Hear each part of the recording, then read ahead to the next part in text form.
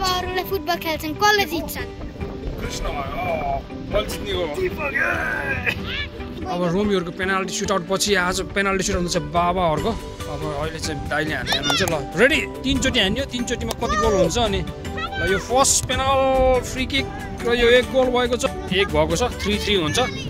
र यो second attempt र यहाँ दुख्नु गएको छ दाइ र यो माथि गएको छ 2-1-0 यो राउन्डको अन्तिम शट 1-0 भछ र यो गोल भएको छ 2 ल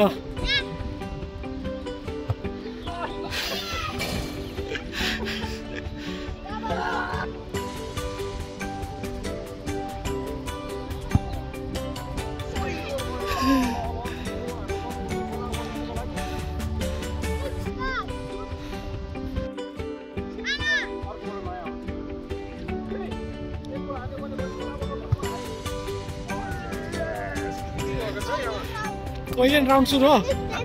भएको छ र राउन्ड 2 सुरु हुँदैछ राउन्ड 2 मा 2 चोटि हान्नुपर्ने हुन्छ यो राउन्ड 2 को फर्स्ट शट गोलकिपरले राम्रो बचाउ गर्दैको छ पर्ने हुन्छ फर्स्ट मिस शट भएको छ र यो सेकेन्ड शट र यो बाहिर गएको छ अब ग्राउन्डमा जित्नको लागि मैले 1 गोल गरे मात्रै पुग्छ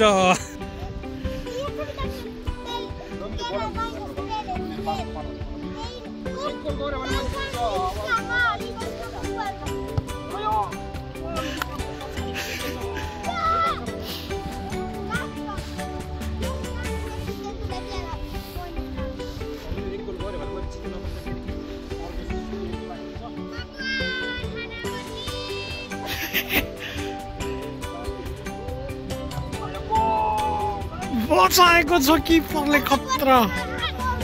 अब यो डिसाइडर शट हुन्छ एकचोटि हो decider shut use केर्ता decider shut अब हेरौँ कसले जित्छ ओइ गोल भयो गोल भएको छ